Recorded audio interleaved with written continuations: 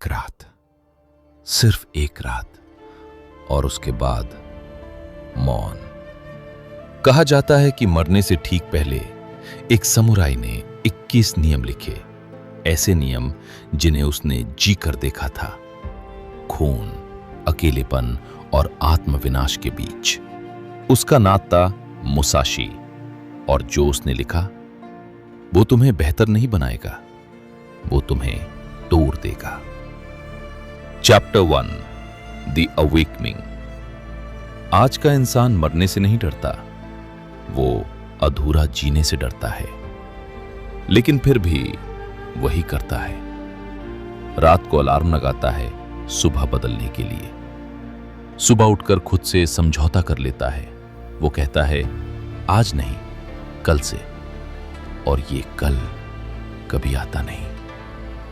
वो gym join करता है, 3 दिन जाता है, फिर खुद को समझा देता है थोड़ा आराम भी जरूरी है। वो किताब खरीदता है, पर स्क्रोलिंग में खो जाता है। वो अपने अंदर की आवाज को सुनता है, लेकिन ओबे नहीं करता, और धीरे धीरे वो खुद से झूठ बोलने का एक्सपर्ट बन जाता है। मॉडर्न साइकोलॉजी इसे कहती है सेल्फ सैबोटाज, पर प्राचीन जापान में इसे एक ही नाम दिया जाता था, कमजोरी। एक समुराई अपने विचारों से बहस नहीं करता था, वो उन्हें आदेश देता था, और अगर तुम ये नहीं कर सकते तो तुम अपने ही दिमाग के गुलाम हो। Chapter 2, the ancient system. Musashi ने अपनी आखिरी रात कोई मोटिवेशनल स्पीच नहीं लिखी। उसने लिखा डोकोडो, अकेले चलने का मार्ग। 21 नियम जो दुनिया को नहीं, खुद को जीतने के लिए थे। पहला नियम ही तुम्हें तोड़ देता है, accept everything just the way it is. सब कुछ जैसा है वैसा स्वीकार करो। ये कोई सॉफ्ट एडवाइस नहीं है, ये एक तलवार है, क्योंकि तुम्हारा दिमाग हर चीज को कंट्रोल करना चाहता है।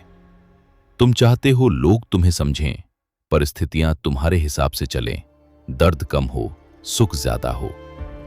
लेकिन वाबी साबी कहता है अपूर्णता ही वास्तविकता है, और बुशिदो कहता है वास्तविकता से भागना कायरता है। मुसाशी ने अपने जीवन में 60 से ज्यादा डुअल्स लड़े। हर बार मौत सामने थी, लेकिन उसने कभी रियलिटी से निगोशिएट नहीं किया। उसने उसे देखा और कहा ठीक है। यही वो बिंदु है जहां आम इंसान टूट जाता है और समुराई जन्म लेता है। Chapter 3, the internal war. तुम सोचते हो कि तुम्हारी सबसे बड़ी लड़ाई बाहर है। गलत। तुम्हारी सबसे बड़ी लड़ाई तुम्हारे दिमाग के अंदर है। जब तुम डिसिप्लिन चूज करते हो, तुम्हारा ब्रेन पैनिक करता है। क्यों? क्योंकि वो कंफर्ट का एडिक्ट है। न्यूरोसाइंस कहता है तुम्हारा ब्रेन हमेशा एनर्जी बचाने की कोशिश करता है, इसलिए वो तुम्हें पुश नहीं करेगा, वो तुम्हें रोकता रहेगा। जब तुम सुबह उठते हो, एक आवाज कहती है उठो, दूसरी कहती है 5 मिनट और। यही युद्ध है। और मुसाशी का एक नियम था, do not seek pleasure for its own सेक। मतलब जो अच्छा लगता है वो सही नहीं होता, और जो सही होता है वो अक्सर अच्छा नहीं लगता। समुराई दर्द से भागता नहीं था, वो उसे समझता था, क्योंकि उसे पता था दर्द ही वो दरवाजा है जिसके पीछे शक्ति छुपी है। Chapter 4, the one path. अब सवाल ये नहीं है कि क्या सही है, सवाल ये है क्या तुम उसे फॉलो करोगे। मुसाशी का रास्ता सिंपल था, लेकिन आसान नहीं। Think lightly of yourself and deeply of the world. अपने बारे में कम सोचो, अपने कर्तव्य के बारे में ज्यादा।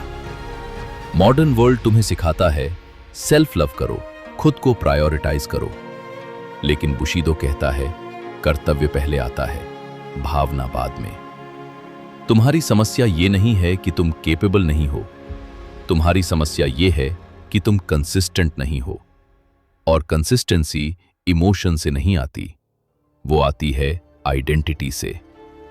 जब तुम खुद को एक डिसिप्लिन्ड इंसान मानते हो, तब तुम चॉइस नहीं करते, तुम बस वही करते हो जो तुम्हारी पहचान मांगती है। Chapter 5 practice without gaps.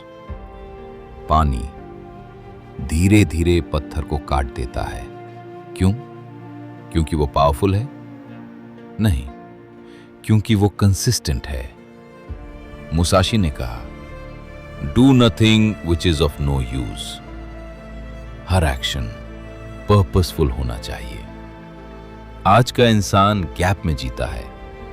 Monday motivated Tuesday, थोड़ा lazy Wednesday, excuse Thursday, guilt Friday, reset.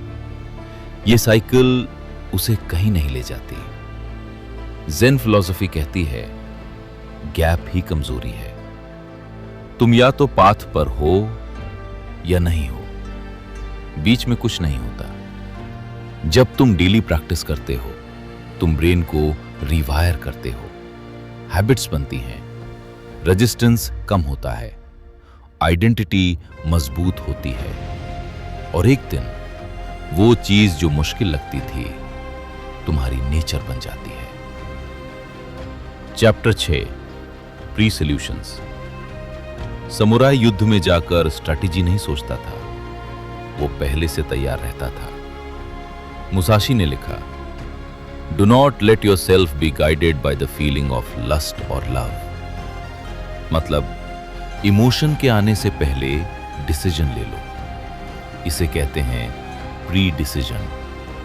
तुम पहले ही तय कर लो, सुबह उठना है, वर्कआउट करना है, फोन नहीं छूना है, ताकि जब वीकनेस आए तुम्हें सोचना ना पड़े। मॉडर्न साइकोलॉजी भी यही कहती है, विल पावर अनरिलायबल है, सिस्टम रिलायबल है। समुराई रिचुअल्स फॉलो करता था, डेली रूटीन्स, मेंटल रिहर्सल, क्योंकि उसे पता था युद्ध बाहर नहीं अंदर होता है।